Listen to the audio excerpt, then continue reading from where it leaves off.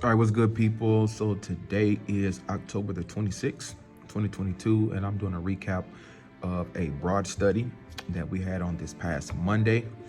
So when I say broad study, it's actually a Bible study, but we cover a broad range of topics. So I'm going to take a few minutes today and just review the topics that we discussed on Monday, which was Halloween. We talked about gates and portals, and we also talked about nanotechnology. Okay, so I'm going to cover those real briefly, and I'm going to be out of your way. Okay, here we go. Number one, we talked about Halloween. Point number one that I discussed is that Satan does not have a day. He's defeated. The earth is the Lord's and the fullness thereof, the world and they therein. Okay, Halloween is only a thing because children of God have made pacts and got in partnership with the devil. So as far as I'm concerned, every day is the day that the Lord has made, and I'm going to always rejoice and be glad in it. However, the kids of God, children of God that are here on the earth, as we always have been, have made pacts with the devil. And so we get days like Halloween, where we are projecting the plots and plans of the devil. That's number one. Number two, the origin of Halloween comes from the Celtic festival. It was created 2,000 years ago. Okay, it was based out of the Ireland, France region. They basically, around November the 1st, it's the end of the summer, end of the fall, going until the deep dark winter. Winter was really bad in that time period, 2,000 years ago. We didn't have heat, heated homes, heated buildings, places like we do now.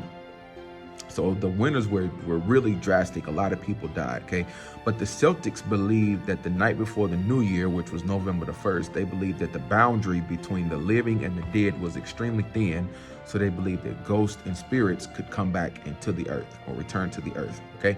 Not only that, the Celtics had what they called druids in those days, and those druids were like prophets. And those men, or wise men, I wouldn't call them prophets, wise men as they called them, they sought direction from occultic spirits, okay, because they were infiltrating occultic systems into their people.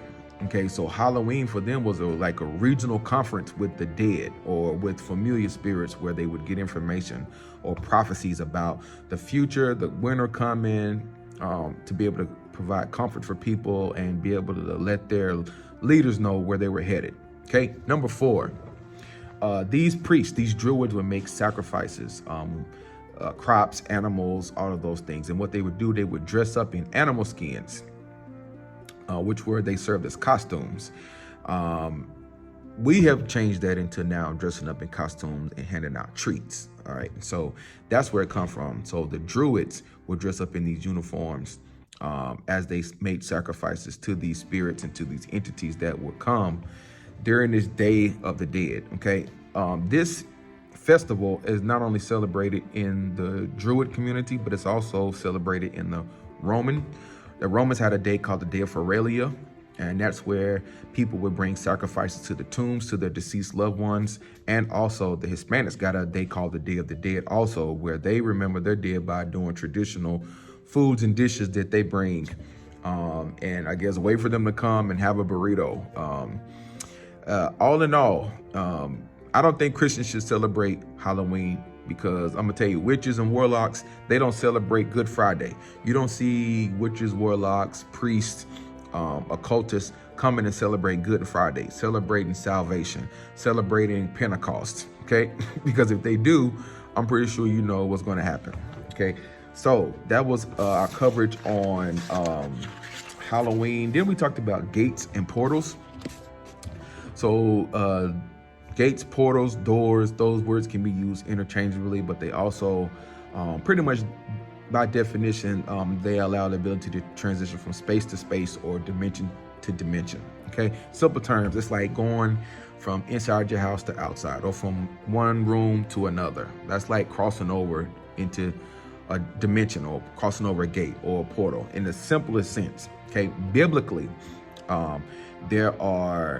we have gates, doors, and portals. So for an example, birth, woman giving birth is a for sure sign of a gate into this world. It's a supernatural experience. Even a woman, baby in a mother's womb, and the mother being pregnant, the baby is still technically in the spirit world.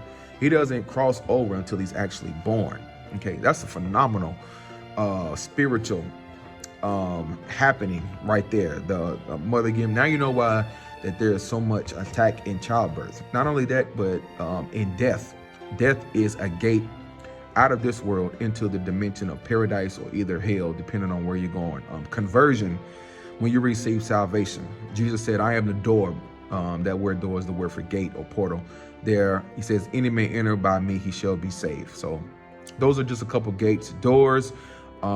We could talk about Revelation chapter 4, where John, as he entered into a door and went to heaven and was able to sit in on a worship experience where there was Jesus sitting on a throne.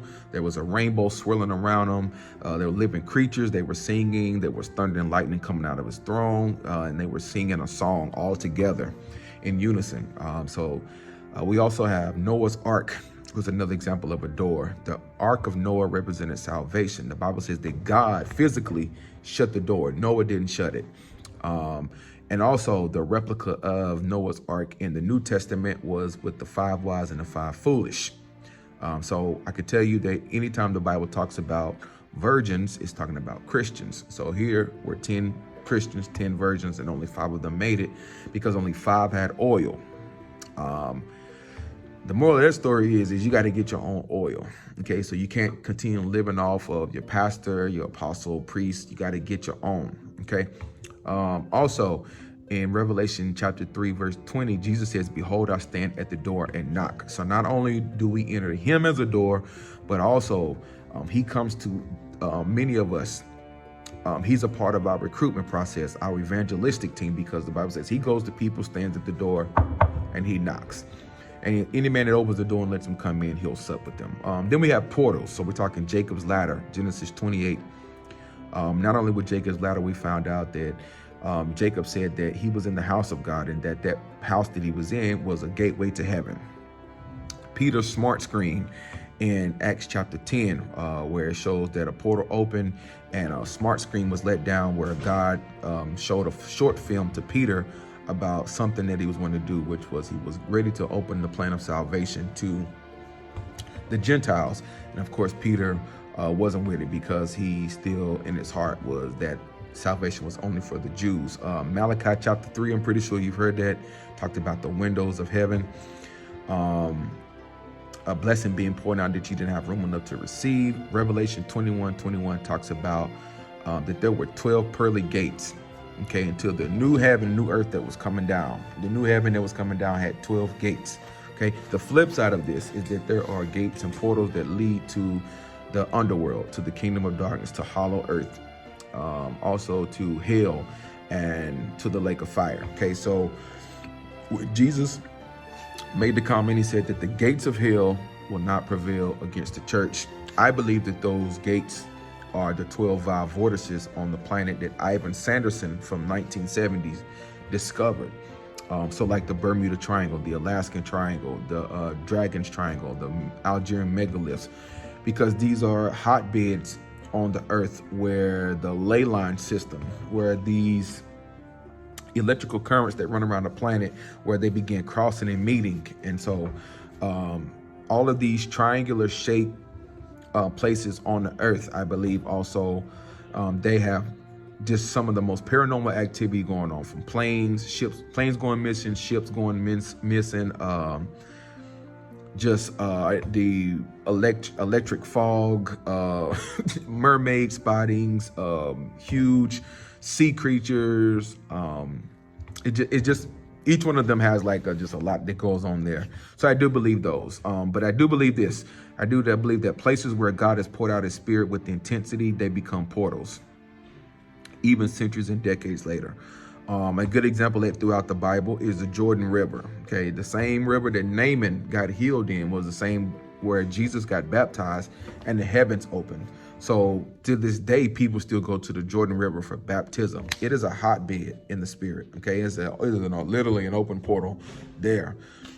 Prayer, strong intercession, intense prayer, places that acquire strong intercession and strong prayer will have portals that open.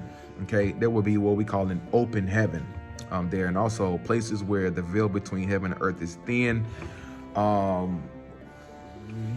There are just some places